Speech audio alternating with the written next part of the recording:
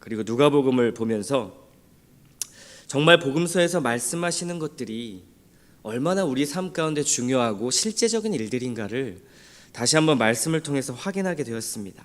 특히 예수님께서 12제자를 부르시고 그들을 통해서 하나님의 계획을 이뤄나가시는 걸 보면서 하나님은 사람을 통해서 분명히 일하시지만 그렇지만 사람에게 결과의 책임을 묻지 않으신다는 것을 확인하게 되었습니다. 얼마나 감사한지요. 우리는 순종할 뿐 하나님이 이루시고 성취하심을 알고 나니까요, 굉장히 자유로워졌습니다.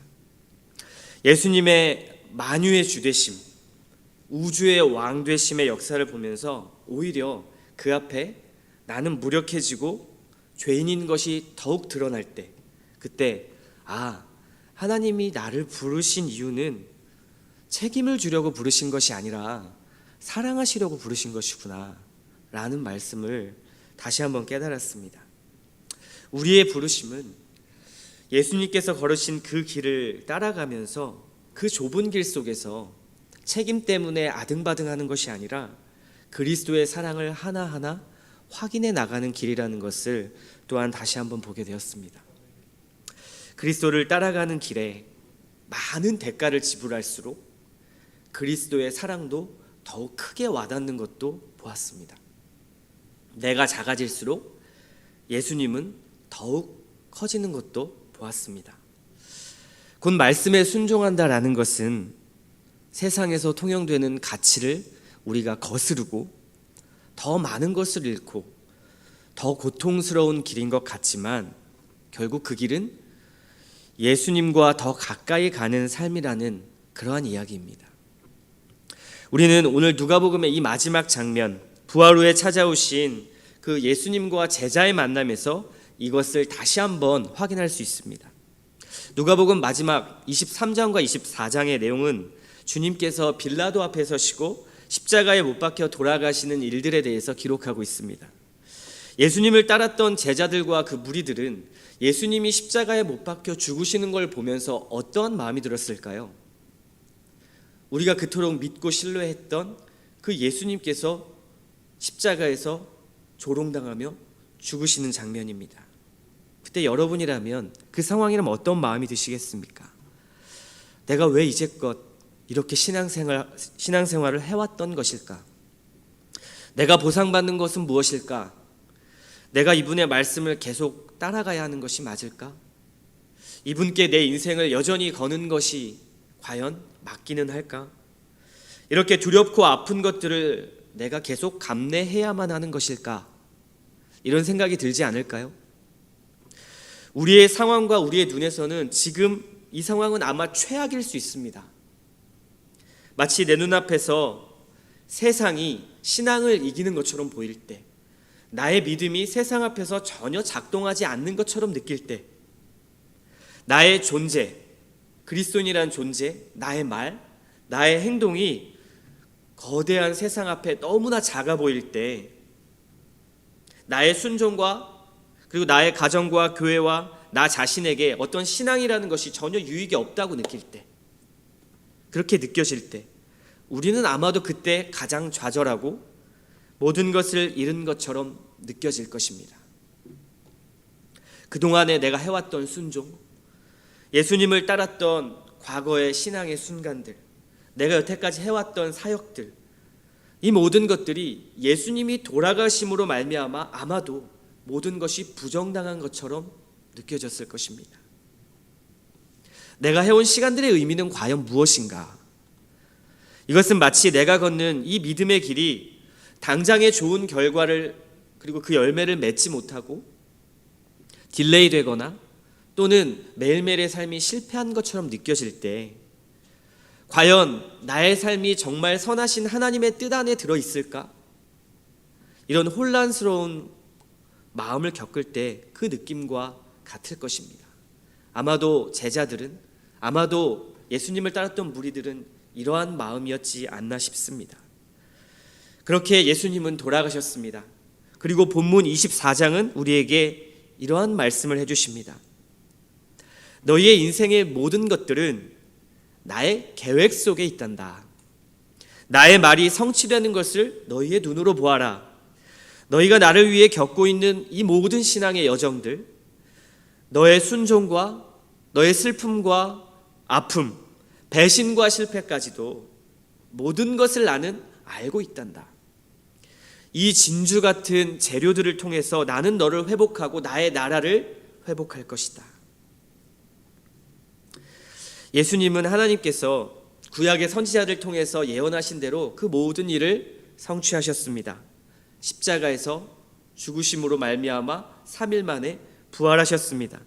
예수님이 죽으심으로 세상을 바꾸시는 방법은 세상의 눈으론 불가능해 보이는 일이었습니다. 어떻게 십자가의 죽음으로 세상을 바꾼단 말인가?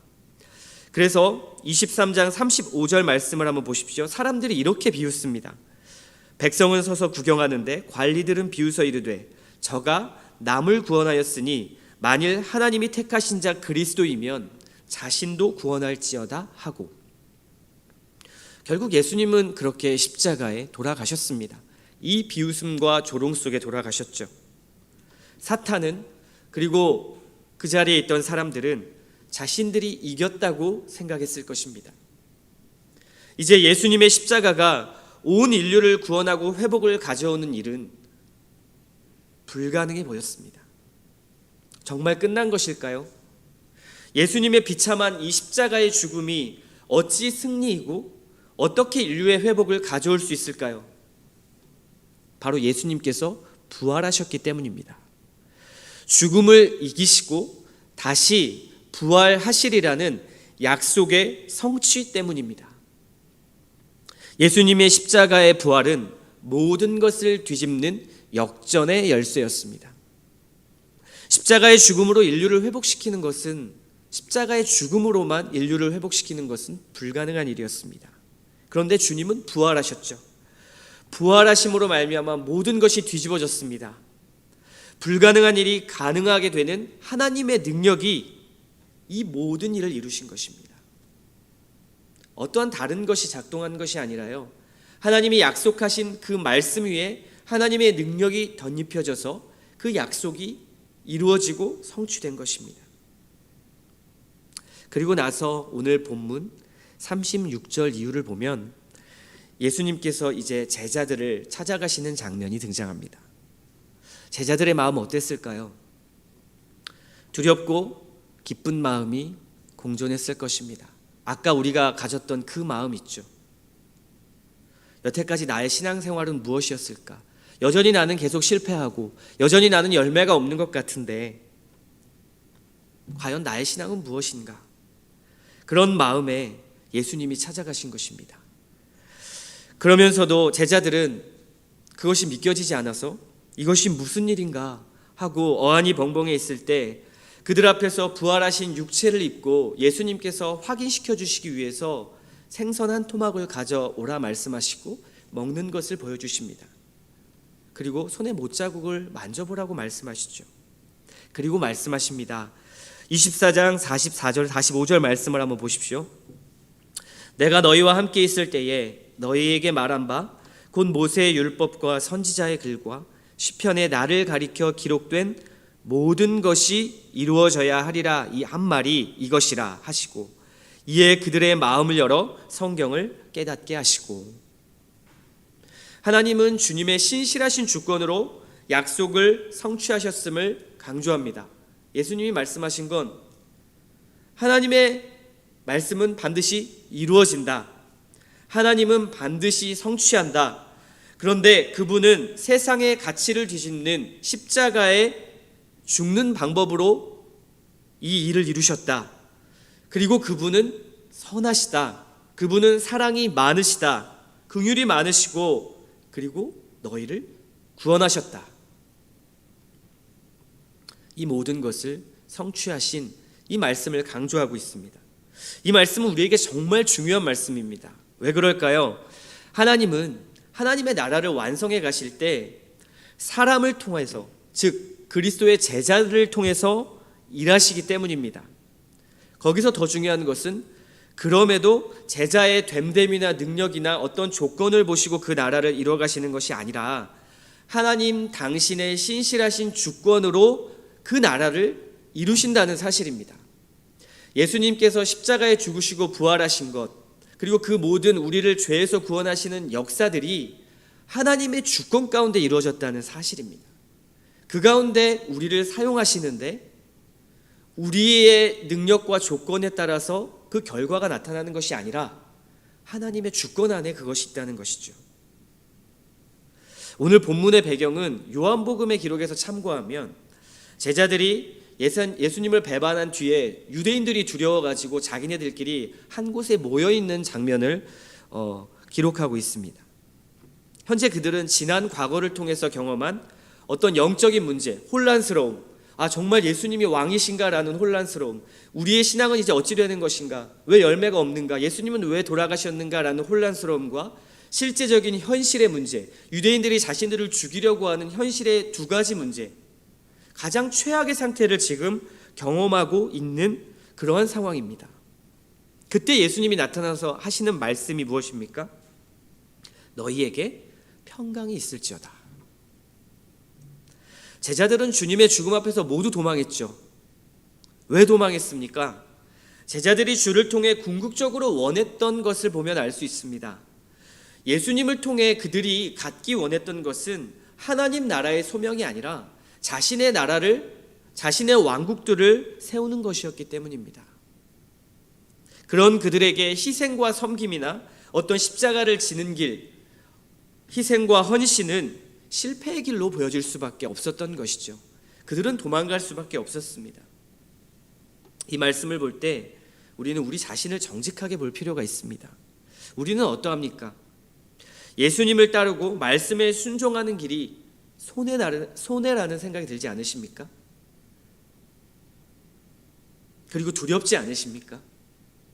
그래서 말씀 앞에서 제자들처럼 도망하고 싶지는 않으십니까? 제자들은 분명히 실패했습니다. 자신을 정직하게 보는 일에도, 말씀에 순종하는 일에도 실패했습니다. 그런데 예수님은 신실하게 자신의 소명을 감당하셨고 하나님의 약속을 성취하셨습니다.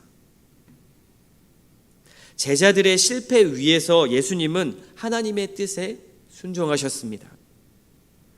저는 이 말씀이 우리에게 주신 나의 길을 따르라는 이 명령이 결코 우리에게 그 결과와 책임이 달려있지 않다라는 것을 여러분에게 말씀드리고 싶은 겁니다. 주님이 원하셨던 것은 그 마음과 사랑의 마음, 순종의 마음, 주님과 관계하는 마음을 원하셨던 것이죠.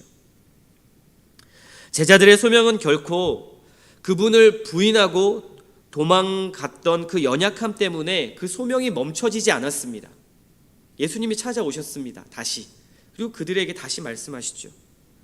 괘씸하고 배신하고 당당하게 주를 3번이나 부인한 제자들 앞에 예수님이 다시 나타나셨습니다. 이 상황에서 우리의 기준으로 본다면, 여기서 생각하는 우리의 양심에서 보는 이 주님의 모습은, 너희 왜 나를 부인하고 말씀에 순종하지 못했어? 어찌 너희가 나를 배신할 수 있어? 너희는 실패했고 순종도 제대로 못하니까 이제 너희는 아니고 다른 놈들을 좀 찾아봐야겠다, 이렇게 꾸짖을 것이 아마 두려울 것입니다. 어쩌면 또 염치 없어서 다시는 이제 주님의 얼굴을 볼 수 없고 따를 수 없겠구나 라는 이 마음이 더욱 클지도 모르겠습니다. 그런데 주님은 제자들 앞에 서서 그렇게 말씀하지 않으시고 오히려 두려워하는 제자들을 향해 이렇게 말씀하십니다. 너희에게 평강이 있을지어다. 그리고 더 중요한 말씀, 이후에 48절과 49절에 뭐라고 말씀하시죠? 너희는 이 모든 일의 증인이라. 볼지어다 내가 내 아버지께서 약속하신 것을 너희에게 보내리니 너희는 위로부터 능력으로 입혀질 때까지 이 성에 머물라 하시니라. 사랑하는 성도 여러분, 이러한 예수님의 마음과 그리고 예수님이 우리와 같이 이렇게 함께 하시는 이러한 방식이 여러분에게 와 닿으십니까? 누가복음을 마무리하면서 우리는 이 중요한 핵심 메시지를 다시 한번 꼭 기억했으면 좋겠습니다. 누가복음에서 강조된 1장부터 24장까지 강조된 여러 말씀들을 한번 떠올려 보십시오. 그리고 예수님이 오셔서 이루신 일들의 그러한 사역들의 주변에 사용된 인물들, 그 인물들을 한번 살펴보십시오. 누가복음 초두에 기록된 첫 번째 1, 2, 3, 4장의 내용은 성령 충만에 대한 이야기로 가득하죠. 기억하실 겁니다. 천사가 세례 요한의 아버지 사가랴를 찾아가서 너의 아들이 모태에서부터 성령 충만을 받을 것이다, 이렇게 예고했습니다. 두 번째, 또 마리아를 찾아가셔서 그녀가 성령으로 초자연적 잉태를 할 수 있도록 예고했습니다. 또 세 번째, 시므온과 안나의 이야기도 있죠. 항상 예루살렘 성전에 올라가서 기도에 힘쓰며 성령 충만했던 시므온과 안나, 이 두 사람은 어땠습니까? 메시아로 오신 그 어린 아이 예수를 직접 목격하는 은혜를 입습니다. 이들의 공통점이 무엇인지 아십니까? 한결같이 당시 유대 사회에서 비주류 취급을 받던 사람들이었습니다. 이들 중 어떤 사람은 평생 임신하지 못하는 그러한 사람이었고요. 어떠한 사람은 늙고 소망 없는 노인이었습니다. 또 어떤 이는 그저 하찮은 소녀인데 예수님을 잉태하는 그런 은혜를 누리죠. 이런 비주류의 사람들임에도 불구하고 이들은 성령 충만함을 통해서 하나님의 놀라운 계획 안에 굉장히 중요한 역할들을 감당했음을 누가복음은 강조합니다. 또 있죠. 누가복음은 잃어버린 자들, 사회에서 배제된 자들, 추방된 자들, 이방인들을 용납하고 강조하는 일, 용납하고 회복하는 일에 강조했습니다. 사회에서 소외된 여성이 결코 차별된 존재가 아니라는 것을 계속 말합니다. 로마 제국의 치하의 사회에서, 그리고 유대 사회에서는 여성의 지위가 너무나 낮았습니다. 오죽하면 유대의 랍비들은 기도할 때 이렇게 기도를 했습니다. 나를 노예나 이방인이나 여자로 태어나지 않게 해주신 것에 감사합니다. 그런데 예수님은 이들을 사용하셨죠. 이 모든 것 무엇을 의미합니까? 비주류, 죄인, 가난한 자, 무력한 자, 사회에서 병들고 소외된 자, 여성과 이방인들이 구원받고 하나님의 일에 적극적으로 쓰임받았다는 이 사실, 이것이 누가복음에서 강조하는 것입니다. 누구 하나 완벽한 사람이 없었고 약점이 없는 사람이 없었고 의인인 자가 없었습니다. 그러나 그들은 예수님을 믿었고 주님을 따랐으며 성령 충만했습니다. 하나님의 나라는 어떠한 조건이나 능력의 문제가 아니라 말씀에 사로잡힌 자가 성령의 능력과 성령의 함께하심을 의지하는 기도를 통해서 이루어져 나가는 것을 강조하고 있습니다. 그래서 구원은 우리가 잘나서 받은 것이 아니죠. 너무나 당연한 결과입니다. 뛰어나기 때문에 죄를 감당하는 것도 아닙니다. 완벽하기에 예수님이 가신 길을 가는 것도 아닙니다. 오히려 죄인이고 연약하며 하나님 앞에서 무력함을 인정할 수 있기 때문에 걸어가는 길입니다. 그래야 그리스도의 사랑을 확인할 수 있는 것이죠. 그 길이 비록 힘들고 대가 지불을 해야 하는 길이지만 성령 하나님을 우리에게 선물로 주셨기 때문에, 내 안에 하나님이 계시기 때문에 우리에게 늘 말씀을 주셔서 그 말씀을 깨닫게 하시고 확인하게 하시고 그리스도의 사랑을 우리 안에서 풍성하게 채우실 때 우리는 그 길을 한 걸음 한 걸음 걸어가는 것입니다. 주님은 우리의 길을 미리 예비해 두셨습니다. 그리고 두려워하는 마음도 아십니다. 제자들에게 찾아가셨죠. 그리고 말씀하십니다. 평강이 있을지어다. 너희는 이 모든 일의 증인이다. 너희 못하는 사람이 아니야. 너희 실패한 거 알고 나 도망간 거 알아. 근데 너희는 이 모든 일의 증인이야. 성령의 권능으로 충만해야 한다. 너희가 이루는 것이 아니라 신실한 주권으로 내가 이룬다. 오늘 이 말씀을 하시는 것입니다. 주를 따라가는 길을 두려워하지 마십시오. 저와 여러분의 밑바닥까지 사용하시는 주님의 선하심을 신뢰하십시오. 그때 진정 주시는 주님의 평강이 이렇게 나타날 것입니다. 오늘 말씀 마지막 구절입니다. 52절과 53절을 읽고 마치겠습니다. 그들이 그에게 경배하고 큰 기쁨으로 예루살렘에 돌아가 늘 성전에서 하나님을 찬송하니라. 그리스도를 따라가는 길은 아픈 길이 아니라 평강과 찬송의 길, 그리스도의 사랑을 확인하는 길입니다. 이것을 믿고 신뢰하며 나아가는 저와 여러분 되시기를 축복합니다.